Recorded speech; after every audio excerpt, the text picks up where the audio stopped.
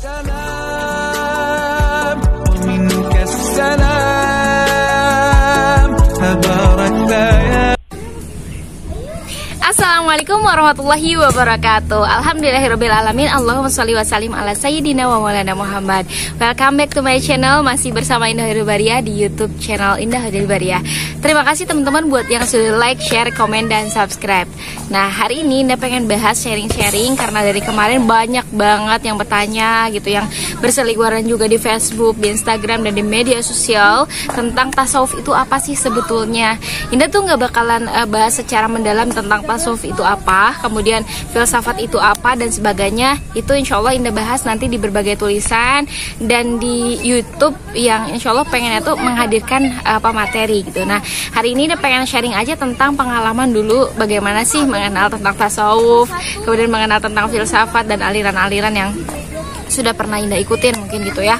Nah, sebenarnya ini belum pernah dibahas di YouTube channel manapun, dan Indah pernah mungkin sedikit sharing kepada orang-orang terdekat saja tentang pengalaman perjalanan yang sudah pernah Indah lewati tentang hal tersebut. Nah, salah satu di antara, sebenarnya nggak mau juga ya flashback ke masa lalu karena ada banyak hal-hal yang harus kita buka tentang hal tersebut. Ada hal-hal yang sebetulnya itu cukup ditutupi gitu, tapi karena ramai banget soal ini, Indah pengen sharing aja ya tentang apa yang sudah pernah Indah alami pada waktu di masa lalu tentang tasawuf dan filsafat ini.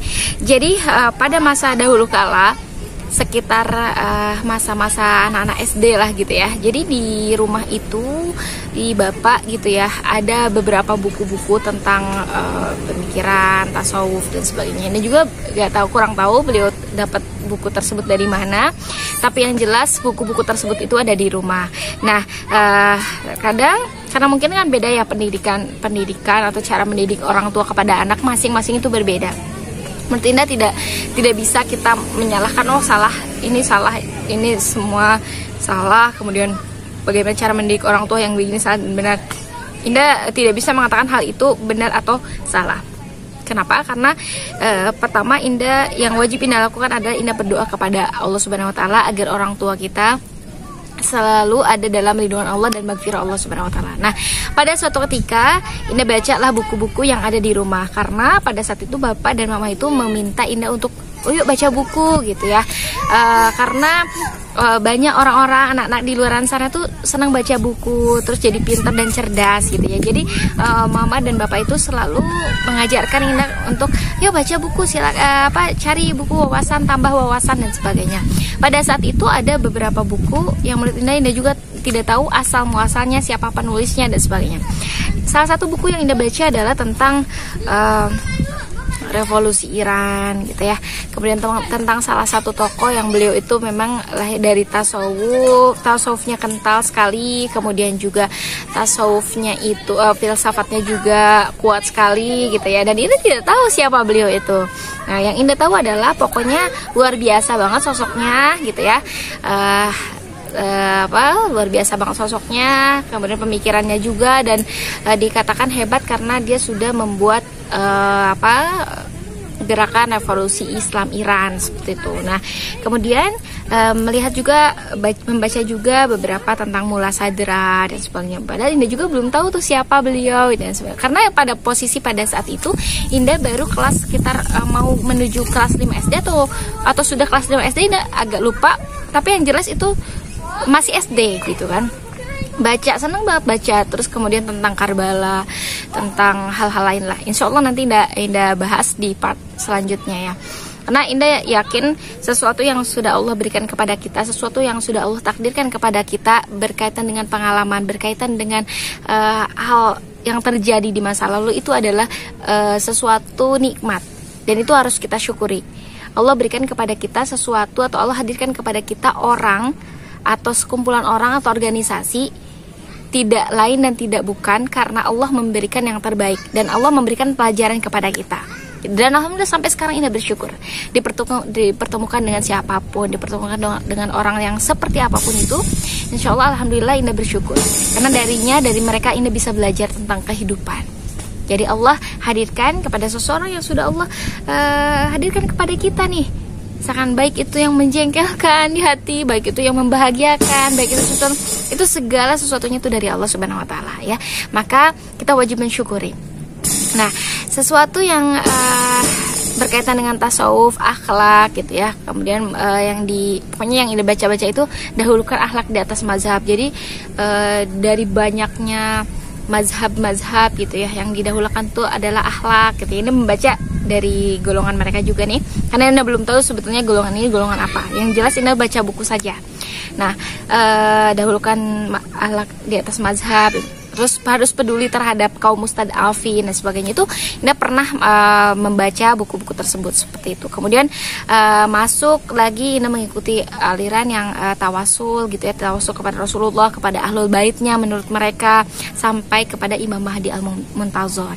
Nah, Anda belum tahu juga sebetulnya yang benar itu yang seperti apa. Kemudian Anda masuk ke salah satu pesantren, yang pesantren itu notabene-nya beliau mengatakan bahwa berpegang teguh kepada Al-Quran dan As-Sunnah. Jadi segala sesuatu itu harus berdasarkan Quran dan As-Sunnah dan harus ada dalilnya gitu ya.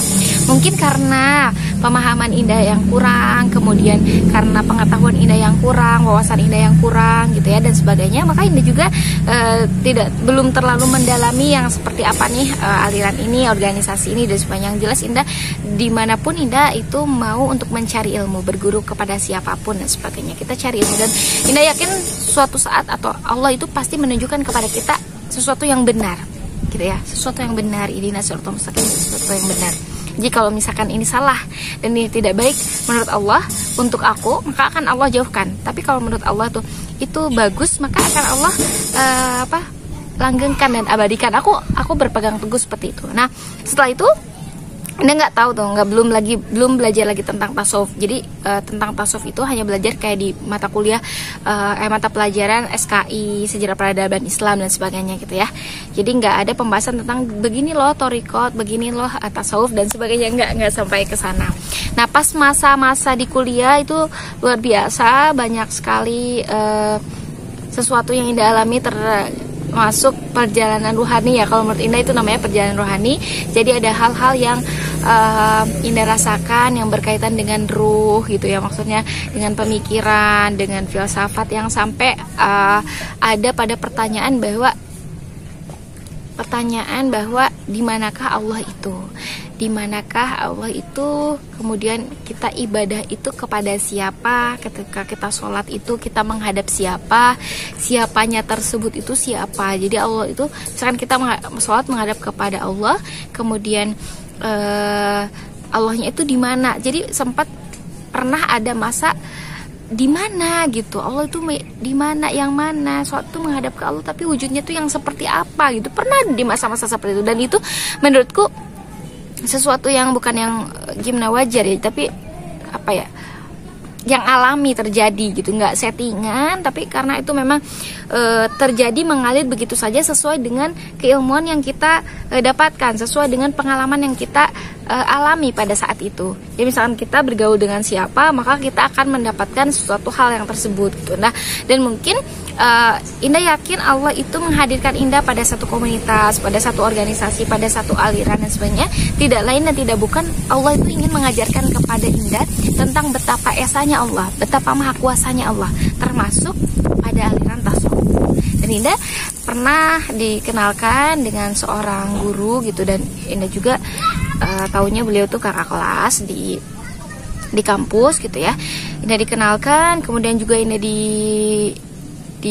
datang kepada beliau gitu ya, kepada kakak kelas Indah. Kemudian Indah juga datang juga kepada gurunya gitu ya. Nah, sebetulnya Indah tuh tidak tahu kejanggalannya itu di mana, karena kurangnya wawasan, sekali lagi kurangnya wawasan Indah, kurangnya pengetahuan Indah tentang tauhid mungkin gitu ya dan sebagainya, maka hal tersebut terjadi gitu ya.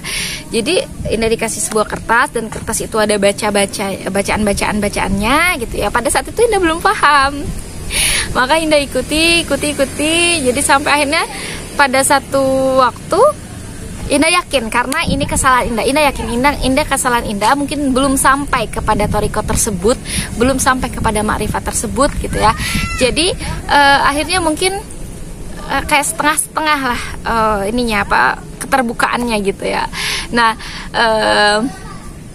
jadi pada saat itu Ina dikasih kertas, Ina dikasih bacaan. Coba kira-kira ada yang berbeda nggak dengan tauhid yang pernah diajarkan di masa-masa lampau gitu dengan ustadz-ustadz dan sebagainya. Ina baca ulang.